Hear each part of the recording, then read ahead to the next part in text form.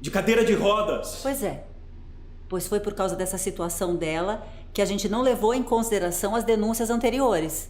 Maxwell's Demons. This is a very tough film to watch. It's a hard character to play, but all the characters in it I think were very well cast. They portrayed quite the plethora of emotions on the barometer. I took it, and I can be wrong. I'm not the filmmaker, I don't know the filmmaker's intention, but the idea that like there's the hot and the cold, and no matter how, like he ties it to the good and evil, these two opposing forces. No matter how much love and compassion you're being shown, you can still be being abused. And I think that's what they're implying with the relationship between the father and daughter. He shows her all this compassion, all this love. We don't know if it's motivated by guilt, by honest affection, by a sense of duty, by trying to maybe make up for things that they've done in the past. But ultimately, it's not going to fix her. I don't have any well-defined views, but I was in a way sympathetic with the father character. I mean, I'm sure he was trying to make amends. I'm sure he was, carrying a lot of guilt, and he was struggling with that the whole time. But of course, actions have consequences, and some of them, you don't get to just live down. So I thought the film handled it very well because, the themes that had arisen much earlier were carrying through the entire thing in all the relationships in the family and outside the family as well. Yeah, that one stone in the pond ripples, and it keeps rippling. Right. And the waves only get bigger. There's this interesting thread of sexuality too, this acting out that I think it carries on and it carries on. And there was that one line that sent chills down me where he's giving her a bath and she does that thing and he runs away from her and she goes, "What, am I too old for you?" That was the line where I was like, oh no. And from that moment on, it's just that, when you're at the top of a roller coaster, it's about to go down, that's the feeling. But if it made me feel that strongly, it had to have been a good film. Because I felt it, and it was only 20 minutes long. This was a feature in the size of an appetizer. It was a full meal, an appetizer portion. I've seen a couple of the other films in the context of kind of the idea of molestation or I forgot incest. And I think it really explored the levels of secrecy, including denial. And I feel like a lot of it was him being in denial about it until she kind of brought it back to him. I think there was a level of him hoping that she would escape unscathed. I think there was this sort of level that maybe she wouldn't remember, maybe she would forget, maybe she would think that just some terrible accident befell her as a child, and he's still a loving good father, he's still a loving good father. Look at him. Yes, hand up there. But you can't. And she reminds him that it's not over. She remembers. I really like this movie. I like the acting by the father. The storytelling was really good. I just wanted to ask if anybody knew, how did she end up in the wheelchair? Like, after he did what he did he, break her legs or something? I don't know. How did she end up in the wheelchair? They don't tell us. It's very vaguely implied that whatever he did to her I think what they're implying is whatever he did to her had damage that caused her to lose the ability to walk. I liked the film specifically because the father makes you hate him. I think he was definitely in denial, and even at the school when the principal was trying to explain to him that she has to find another school, his anger was more irrational. He wanted to blame the school. He didn't want to revisit why the daughter was being expelled from the school, and clearly that happened before. So I think the film has layers of denial, and I saw a quote not too long ago that says, pain travels through a family until somebody is brave enough to feel it. And so I think this young girl, eventually, she brings it up because it has to be explored. It's almost like he keeps saying, no, she was raped, she was the victim, she can't be a predator like me. God forbid she's too much like me. Yeah, I was left wondering what happened to the mother and why the mother left. And she seemed, I don't know if she was in a care home, but my assumption was that she knew what happened that night. Because when she encountered the father and the daughter, she said, what happened? But you could tell in her face she had a feeling. And I think maybe that left her traumatized. But, so I wonder like how she left that situation, like how she left the daughter with the father.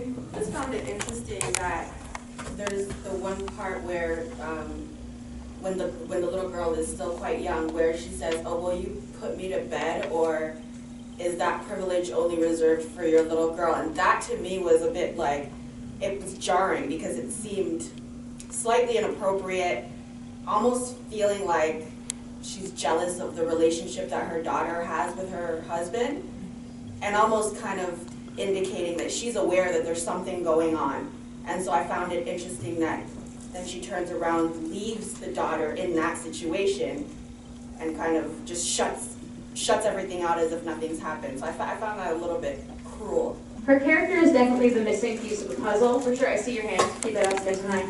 And I almost assumed that maybe she had a suspicion, maybe she didn't quite know, maybe she thought she was just being, paranoid, and then the daughter gets hurt, and she realizes it, and it breaks her. That's what I assumed happened. Well, first of all, I would like to say that the movie, cinematography, whatever the word is, it was beautiful, but it also made me feel very uncomfortable. But as I'm sure a lot of people can relate. Like camera angles. Yeah. No, the topic, because it's, But what I saw was the mother being silenced and put in an insane asylum for knowing the truth and being silenced in a locked cage, basically. And then I saw the daughter acting out from being sexually traumatized, and then she was just how the cycle of abuse carries on. There's also this interesting level of appendage she seems to be looking for, right? In a really weird, unhealthy way. Like, I know what to do. I can be an adult. She makes that line, like, I know what to do. I know what they want, right? I just want to feel normal. To add on to that, I think maybe because of the way that the daughter viewed the mother, she might have, whether or not the mother knew, she might have, because she was an alcoholic, maybe she thought that she was in a care home, she was an alcoholic, so maybe she actually was less capable of taking care of her, even though whether or not she knew. So the daughter probably thought the mother left. She was an alcoholic and she left. She doesn't know that she knew. There was a weird relationship with them, just judging by the way. She liked her father. She had more of a connection with her father than she did with her mother, even though her father did that. Well, back to the Maxwell's Demons thing about the hot and the cold forces. The mother is super cold. She's absently cold, right? The father is overly engaged with his child, on every level. He's overfused. And what happens is something in between, the child in between them is imploding. It reminded me with, the situation that happened at St. Michael's a couple weeks ago. In the sense that, initially when the parent was, the father was pulled in, he was the director's office, she told him that they'd known and they didn't inform him, which struck me as a very odd decision. And then I was just telling my friend that it was also a little striking that she was accused of rape. That's what they were accusing her of, right? Yeah. And from what we've seen, yes, they're minors, but it seemed that there was some level of consent coming from, so it was just interesting that he was accused, yeah. So it's just really interesting, both those decisions were interesting, and the whole we were waiting for a gotcha moment doesn't really seem like the right way to go about it, especially when we're talking about minors. Yeah, she definitely does this thing where, she certainly propositions him without his consent, but he appears to consent at some point. We don't really see it. Parece ser lugar bem interessante. Eles têm uma equipe de psicólogos para ajudar os alunos. The piece is very layered, each character has its own demons, starting with, it was alcoholism, then the child suffers incest and pedophilia, which leads to a disability which affects her for the rest of her life, meaning that no one addressed the trauma she faced in the first like no one addressed the sexual trauma, but they're like, oh, you can't walk now, right? And now, I have observed this in scenarios where people are differently abled and sexuality is taught and approached very differently. Like it is not it's for not like a regular kid growing up. Sexuality is cannot be taught the same way because they can't engage with other children or other teenagers the same way in that scenario as well.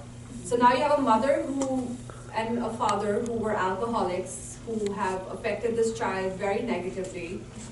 Now she's living with a disability, she cannot, and no one addressed it. That is the whole point. And now she's living her trauma constantly. So even the point that when they're in the bath, it's almost like that's her way of attacking her father. Like, oh, am I too old for you now? Or is this not enough? So there are many levels in which it works. And it was a really well put together film as well. And it triggers you. It's supposed to make you feel uncomfortable. Like if you're not upset after this, and if you're not uncomfortable, like the film didn't do its job.